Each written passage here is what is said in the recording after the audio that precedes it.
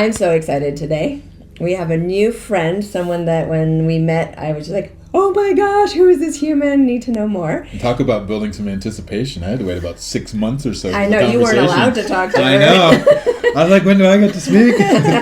And then we spoke, and also next thing we know, you're redirecting your crazy international flights and making your way here for Convergence in Sedona. In Sedona, Arizona. So that's where we are today for this podcast. We're very excited for another Embodied Love Lounge episode. And today we're not quite sure all the directions we're going to go in, but we definitely want to pick your brain. You just say a little bit about yourself because nobody knows. Well, first let's get your name. Yeah. Sorry. My name is Olivia Leslar. I'm a medical doctor. I'm registered in Australia, but I work internationally. So the US and also in Europe, specifically in London, in the UK. And I'm a psycho-neuro-immunologist. Ooh, that sounds very sexy. That sounds very interesting. It may or may not be a made-up word. So it's that intersection point between psychology, emotions, behavior, spirituality, the nervous system, immunology, and endocrinology, which is hormones.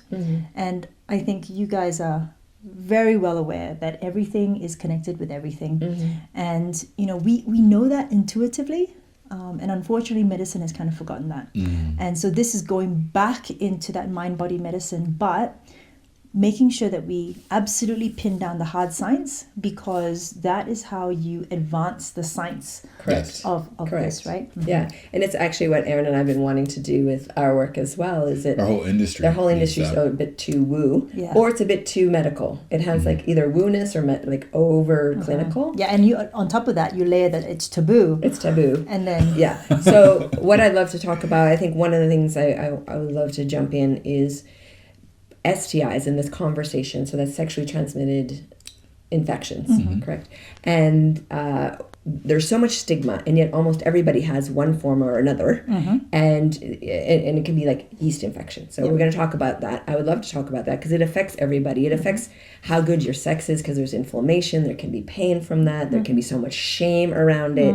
And I really love your ideas around it that really help, I think, make people a bit more curious. Yeah. Look, I think we need to go right back to what is inflammation first, right?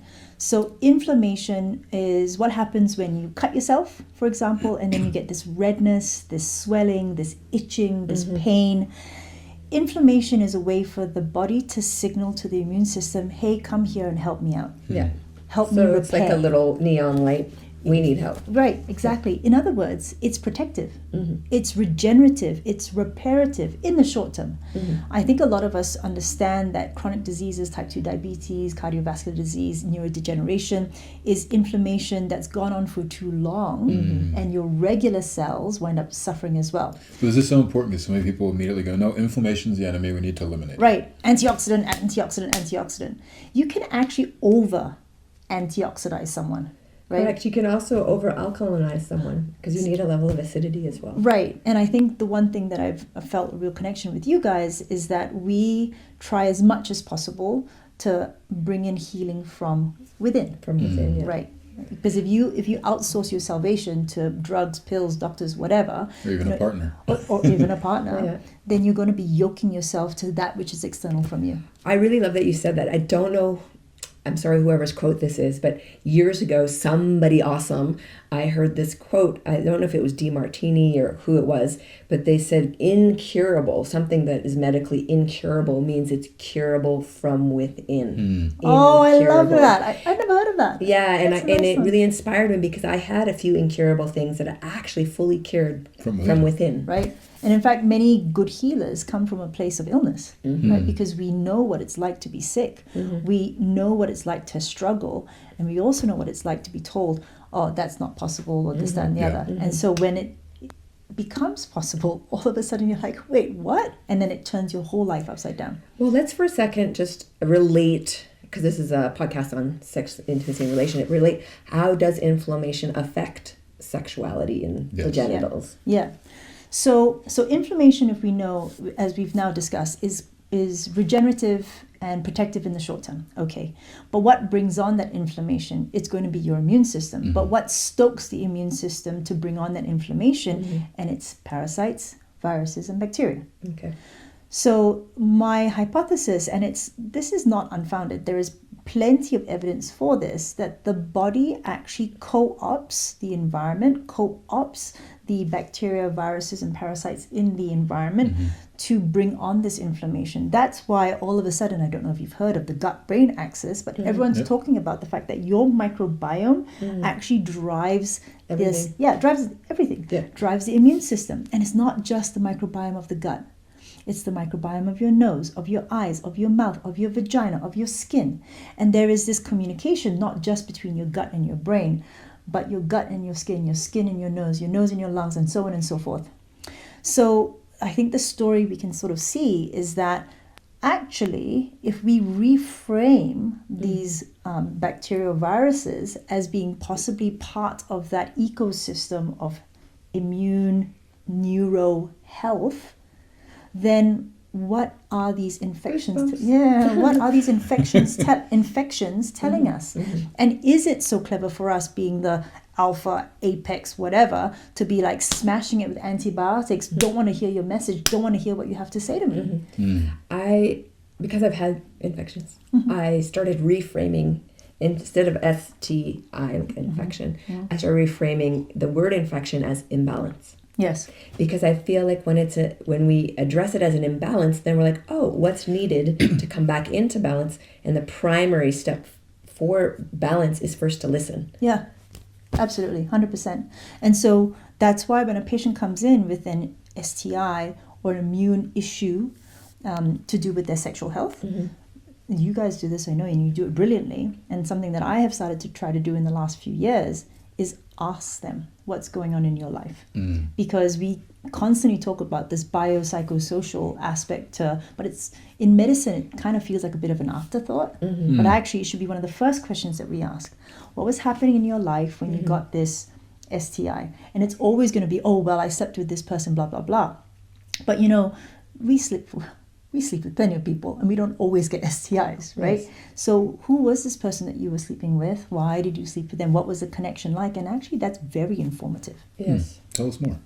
There's maybe a case study or something? Yes. And does that need membership, or can you do it as a general? No, I can do it as a general. Okay, so I had a Catholic patient who she's sort of free from the Catholic Church now. And she's an independent. She was single at the time, and she had never done this before, where she slept with more than one person. Okay, right? Shock horror. And she wound up with a bacterial vaginosis, and it was such a surprise to her. And she thought, okay, well, it's because I slept with these three or four people, or whatever it is. Being punished for being sinful. Well, no, she didn't think of it that way at all. Did not. Right? So but some people might. Some people might, exactly. But for her prefrontal cortex, right, the brain that was in charge was like, oh, it's just you've disrupted your gut microbiome. Okay, fine. So she does the normal drugs, and then by the time she comes to me, I'm like, okay, well, that didn't work, so let's try some natural stuff, right? St. John's wort, pessaries, for example, blah, blah, blah. And that didn't work. So we went back to conventional therapy, and that didn't work. And then we went back to natural, and that didn't work. 6 months later, I finally asked the question. It's funny how we know things, but we don't use them. Well, no, because at that stage, I didn't know. This is an early kind of aha moment. This is an early aha moment, you know. Where were you when I needed you? Yeah. And so I asked her, going into it, that's when I found out about her previous Catholic sort of indoctrination, about sex.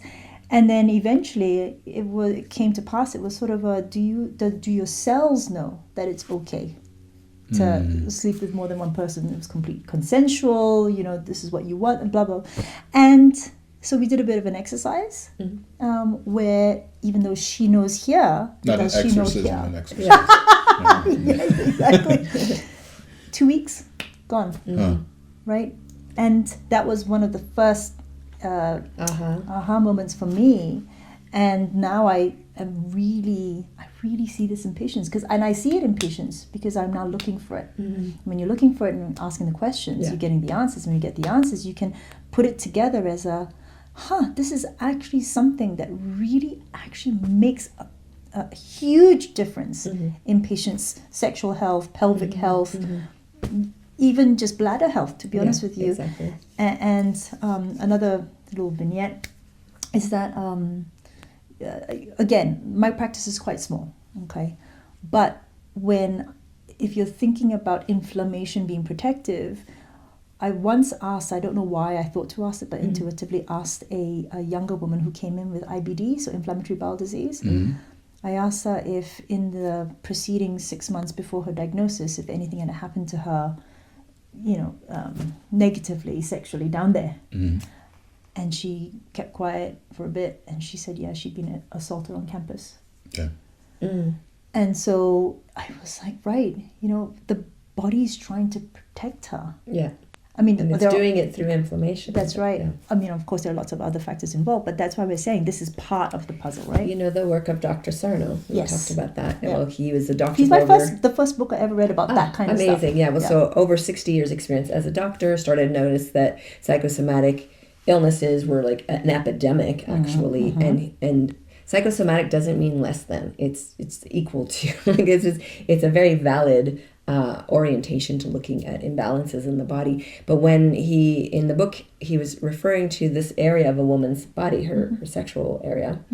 He said it was almost 100% psychosomatic. Now, that's not to diminish, the word psychosomatic has been co-opted. It's been co-opted. So but for me, as a psychologist that looks at psychosexuality, I got really excited. I'm like, oh, we need to work together with our emotional body, our thoughts and beliefs, our embodiment, all together as a holistic system, and really look at what's going on. And I've seen that over and over and over again with all of my clients, that there's always some root cause in either a way that they were thinking or a belief they made up about themselves or a situation because of this or that. And it's all interwoven. So just addressing, like say yeast, for example, people will go and get creams and suppress the symptoms, and then it starts becoming chronic, which is what I did in my early days, and I had chronic. It was very, very bad. But over time, as I learned to work with my body and really work with like understanding the rage that I was holding and the frustration and like all of these things, and allowing myself to process that consciously, then I just don't get yeast infections anymore. Yeah, I used to have chronic urinary tract infections. Same. And now I don't get one. And if I even something like an inkling it's about to start, I just talk to myself. I'm like, okay, what's going on? Come on. I love you. Thank you for turning on inflammation. But we probably don't need it. So done. Exactly. And one of my clients, like a lot of times is, what are you pissed off about? But I had a very difficult case with a client who just was always peeing herself after she gave birth to her first child. And we finally, on safari in Africa, figured out what was going on, because animals mark their territory. Oh, I have this kind of story too, yeah. With urine. Yes, yes. And she was being mentally, emotionally, and physically abused by her husband. So the only way her body could figure out this is my space, this is my sovereign space, stop invading it, was to pee herself. And when she got that, then things really started changing for her. Yes, because the inside of the bladder have got mast cells. So mast cell is a type of immune cell, which is like a sentry cell.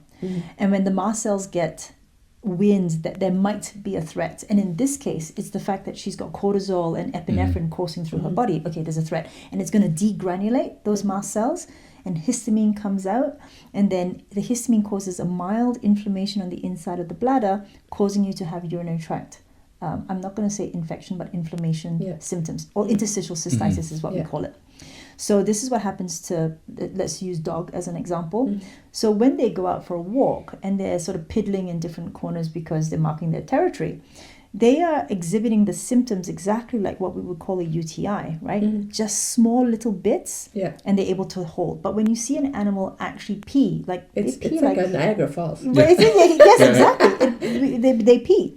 So what's actually happening in humans, even though apparently this is now evolutionary, not part of, we've lost this ability, I also believe that when patients feel like their territory, whether it's themselves, their sovereignty, or their home. I've seen it in patients when they're having issues with neighbors, for example, or their partner is cheating on them and they're thinking of their partner as kind of their territory, and this ancient system starts to irritate the lining of their bladder, causing them to have this inflammation, which gives them those symptoms. Yep. And what do? We give them antibiotics, and they work. Now, why do they work? Right. Yeah. And why do they work? In part because you think it's going to work. Yeah. In part because you've gone to see someone who is now going to take care of you, right? The doctor. And also in part, many antibiotics have this anti-inflammatory capacity. Yeah, so it's just shutting off the signal. Right.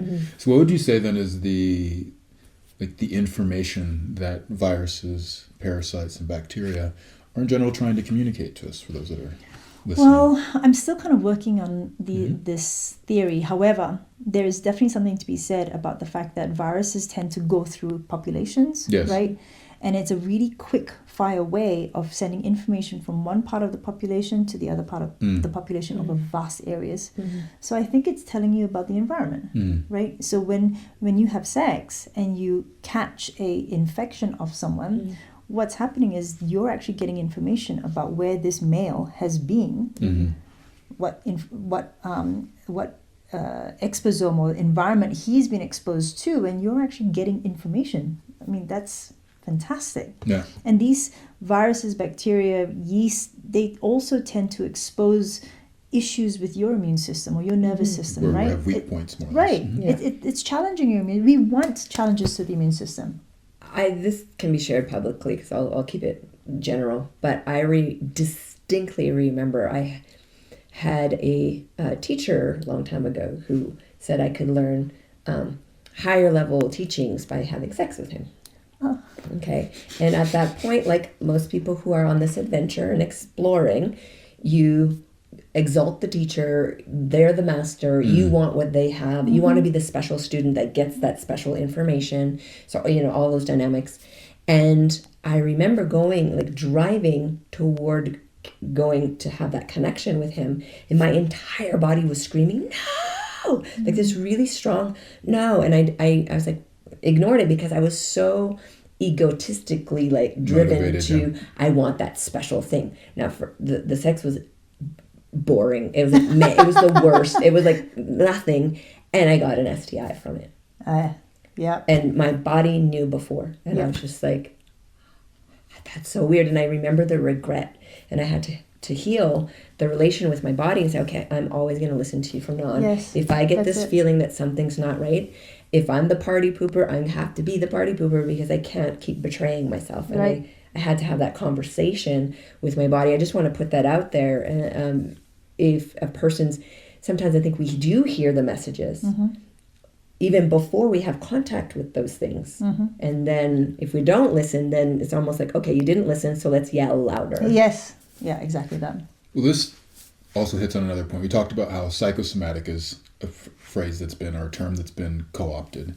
But so is the word embodiment. Most people think about embodiment and they treat it as, oh, you just do like a little bit of yoga, you do like maybe some breath work, and now all of a sudden the practice is embodied. But it doesn't really get to like that embodiment means that, the mind is embodied, that the way that we develop cognition is very dependent on our body. So when you're talking about the mitochondria isn't just in the stomach, but it's on your skin, it's in all your different cavities. Like this is literally meaning that the whole body is sending information to us. And then if we are taking, for instance, pills or just kind of ignoring different signs that our bodies are sending to us, then we have to do what you said, which is basically like, I'm sorry, I'm going to start listening to you. Yeah. Or else what ends up happening is what I think is probably one of the biggest epidemics, even more than pain, is numbness. Yeah. Because people literally can't feel themselves. And so then that is disembodiment. And the embodiment is really like a reconnecting of the psyche with the soma, the mental aspects with the body, and not treating them separately, but actually having an understanding of how these things are holistically brought together. Anyways, that was my nerd brain having like a little braingasm. Yeah. Hearing the two of you talk. And I think you meant the microbiome. You said mitochondria. Yes, microbiome. But I do think that the mitochondria direct a lot of things. Would you just talk about that before we switch over to the membership? So everyone thinks of the mitochondria as being this organelle in a cell that produces energy, which it does, but it's actually so much more than that. So the mitochondria is also able to direct the activities of the cell, but also signals danger. So when the mitochondria takes in information from the inside world and the outside world, and it believes that the system is under attack. Now, this can be real or perceived. And what does attack mean, and by what? That's beside the point. What it does is it actually produces something called EATP, so extracellular ATP. The ATP actually becomes leaky and comes out, signals to other cells, hey, this mitochondria thinks there's a problem, and everybody gets involved. A little panic attack. Right.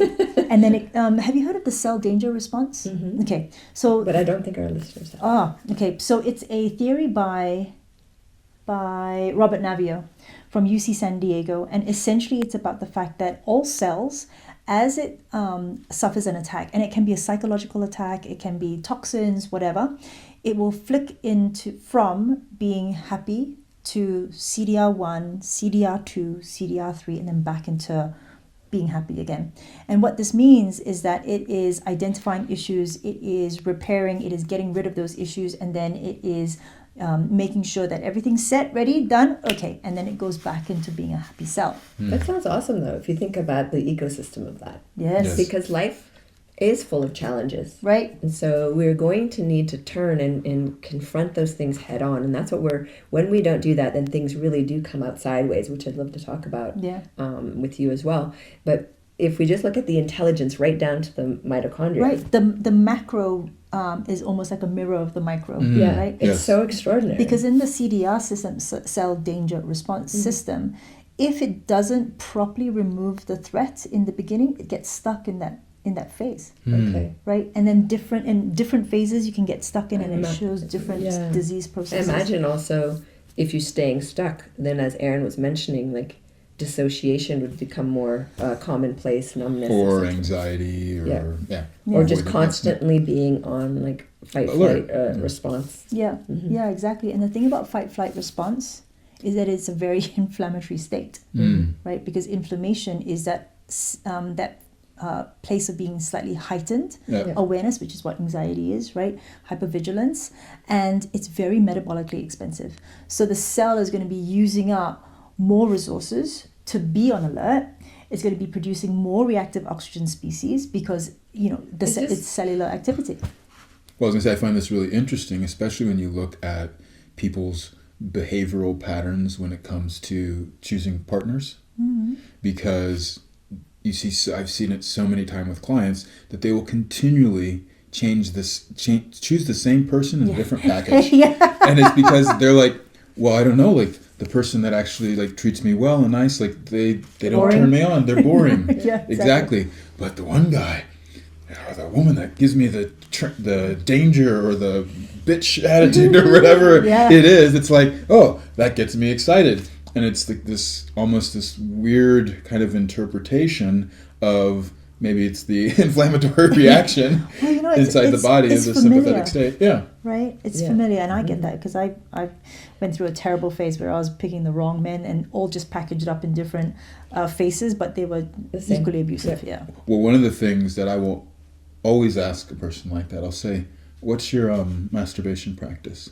Interesting.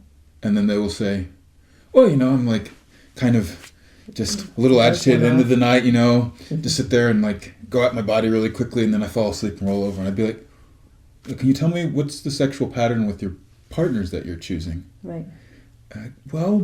These guys are like women. They just sort of like go and have their way with me, and they do their thing, and then they just kind of end and then leave. And like I feel a bit abandoned. I'm like, well, how does your body feel? Because this is literally what you're also conditioning yourself by doing this to yourself. Would you date yourself if your relational cycle, sexual intimacy cycle was that same pattern? And there's normally a pretty big like aha moment.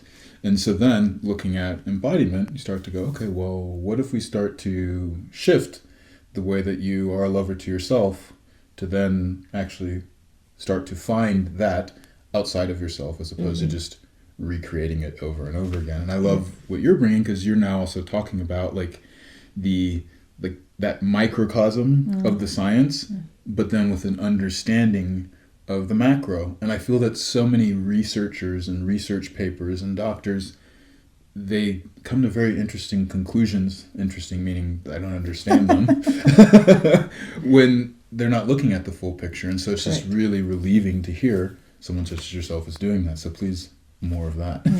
I want to switch to the membership, and in there I want to address what you just said. It's CDR?